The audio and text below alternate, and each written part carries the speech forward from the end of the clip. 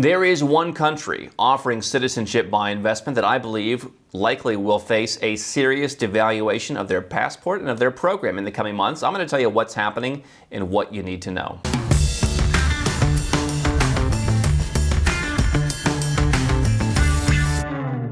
Hi, I'm Andrew Henderson. This is Nomad Capitalist, where we help 7- and 8-figure entrepreneurs legally go where you're treated best. And that includes having a second passport, having a plan B, having options.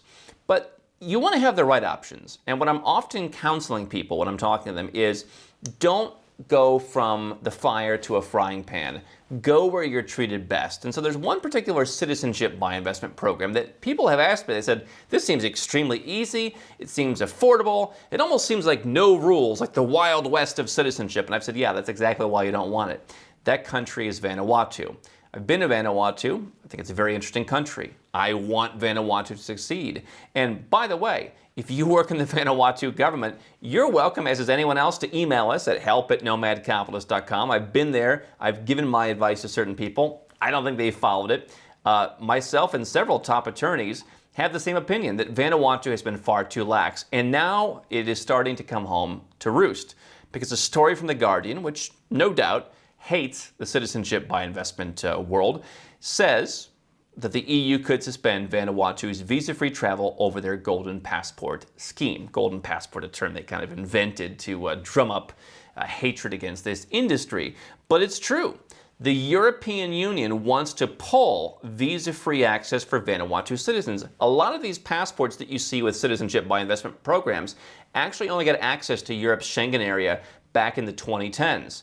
And so some of those countries got said access and then decided they would throw their hat into the ring of citizenship by investment as well, because now their passports were much more valuable. There's not really a great market these days for citizenships outside of perhaps Turkey's program, or for a very niche audience, Jordan or something, that don't have access to Europe.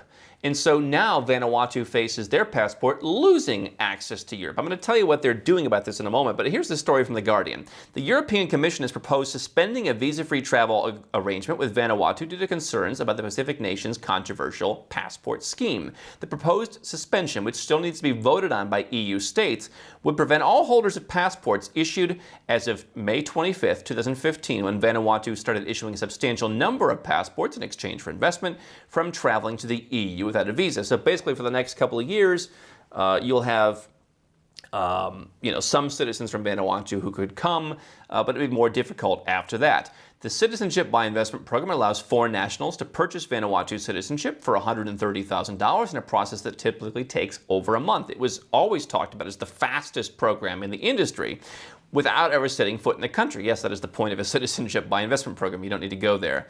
And by the way, I think a rather difficult place to go these days. Honestly, how would you get there? Through Hong Kong, through Australia? Through, I guess, the U.S., but I think again through Australia. So, that's maybe a downside. One of the most appealing elements of the passport scheme is that it grants unfettered, according to WHO, visa-free access to 130 countries, including the UK and the EU nations, the Schengen area, allowing passport holders to travel there for 90 days without a visa. Same as an American, same as a Dominican, same as Serbian, same as anybody else. Vanuatu also operates as a tax haven with no income, corporate, or wealth tax. Of course, The Guardian does not mention that you actually have to live in Vanuatu to take advantage of that. You can't sit in Amsterdam or sit in New York and claim that you're a Vanuatu citizen and not pay tax, because Vanuatu doesn't tax people. But the Commission, the executive branch of the EU, believe that Vanuatu's investor schemes present serious deficiencies and security failures, including the granting of citizenship to applicants listed in Interpol's databases, an average application processing time that's too short to allow for thorough screening, a very low rejection rate, and some applicants coming from countries that are typically excluded from citizenship schemes. Now, I think they're probably being a little bit too harsh, but it's true. You look at the Caribbean countries, you are going to go through a robust due diligence process. I've done it more than once. They're going to want to know about your criminal history, and in many cases, they're not going to tolerate very much. Okay, you got a traffic ticket, or you urinated on a police car in 1972, or whatever else. But they're not going to tolerate a lot. If you have a lot of lawsuits, if you're just generally not of good character, if you don't pass the smell test, they're not going to give you citizenship. And so you see in the Caribbean, St. Kitts and Nevis is rather efficient. Other countries aren't quite as efficient, but they all move pretty quickly. But there is enough time to do proper due diligence, whereas Vanuatu is always did things pretty quickly. And that combined with just kind of maintaining a rather poor reputation over the years has kind of caught up with them. Their banks have a hard time getting correspondent banking relationships. There are banks there where you can't do business in dollars. I'm not saying this to bash on Vanuatu. Again, I know people there. I wanted to win. This is now almost half of their government revenues, by the way, Citizenship by Investment. And so Vanuatu's response, which comes later in the article, was, we're trying to be an independent country. We don't want to rely on foreign aid. You've battered the banking sector, and they've, in all fairness, probably done it somewhat to themselves. But, offshore financial centers in tiny little islands have been battered over the last, 10 years or 20 years. We're trying to make some money to support ourselves. We're a country that runs on hundreds of millions of dollars a year, and let us sell citizenship. And if we didn't have Europe to offer for visa-free, we would have a problem. But the challenge was that for everyone who thought, oh, this is an easy way to get, I can skip some of the formalities. And by the way, as someone who's going through the process again right now in the Caribbean, there's a lot of forms to fill out. And if there's multiple people in the family, it can be laborious. You don't always know what to put. Fortunately, here we help people do that, but it is a lot of work, and the idea of just going and, having a little bit more flexible process appeals to people.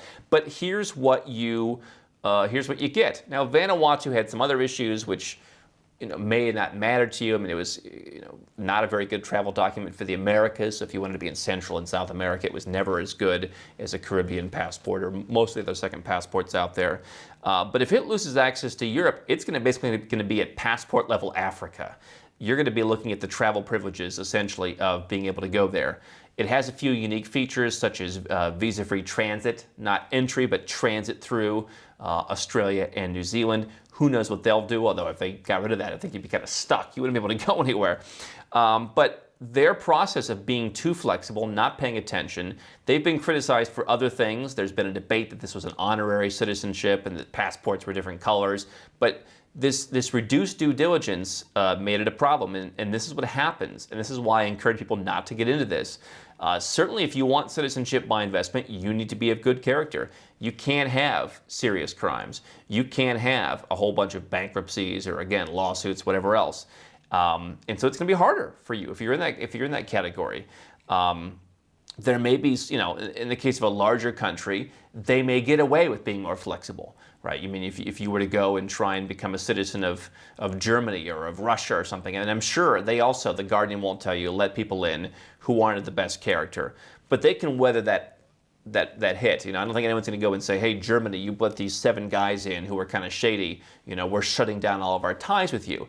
Vanuatu can't afford that. And so if you're looking at the benefits, I think there's a benefit of having citizenship in one of these islands. I think smaller countries are more nimble. They're more responsive. There's more opportunity to participate. There's a lot of benefits, and especially if you're coming from a large country as I do, like the U.S., it's kind of the exact opposite. You can know people, you can participate in the process, you can have your voice heard. The countries are they're not wasting a lot of money. They don't have huge militaries that are bothering people. It's a nice anecdote to a big country passport, but those countries have to really be on the ball. And honestly, Vanuatu wasn't. Now, here's what I will say. People like The Guardian, people like the European Commission don't necessarily like citizenship by investment in general. I believe if you're going to get a citizenship by investment from an island nation in the Caribbean, in Vanuatu, anything similar, you want to be working on your second passport strategy from a country on dry land somewhere that perhaps does not have the stigma that some of these programs do. Do I think that Europe is going to go and just outright shut down Caribbean citizenships the way they're doing in Vanuatu? No. I think they may impose some frustrating additions, such as a physical presence requirement, to obtain those citizenships in the future. Certainly, I think that there's a lot of confusion in Europe, perhaps some of it intentionally, about how people misuse these programs for tax residence. No second citizenship changes your tax plan. Where you live in your current citizenship, that affects your tax plan. Simply becoming a Vanuatu citizen through the post office does not really change anything. But I think having additional passports beyond citizenship by investment, whether it's through descent, whether it's through a paper residence process, whether it's through naturalization by spending some time somewhere through a golden visa or actually moving somewhere, whatever it may be, I think that this is going to be important as countries like Vanuatu get this bad press. I've heard from people in the industry, they think that there may be some other elements of certain programs in the Caribbean that will be beaten up on by The Guardian. I don't think those are as substantial, because I think that the Caribbean countries are, to a higher level, trying to do a good job. They're trying, perhaps even they don't necessarily think that it's the right approach where you should fill out all these forms, but they want to be proper about it so that people can't come back and attack them.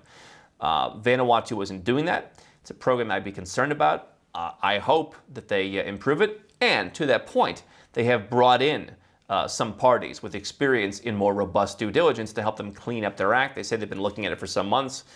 Interestingly enough, the announcement came like a day or two after this announcement from the European Commission. But you want to make sure you're getting the right second passports. I've said there are a handful of passports I wouldn't get. I think this action shows that Vanuatu is troubled. I would wait and see what happens. I would focus on their programs, and I would make sure what I'm doing passes the smell test. Don't stop now. We've got well over 1,000 more videos here on YouTube for you to watch and learn how to go where you're treated best. And if you want to work with Nomad Capitalist personally, go to nomadcapitalist.com/apply, learn about our unique, tried and true process, garnered over years of experience, and learn how you can become our client.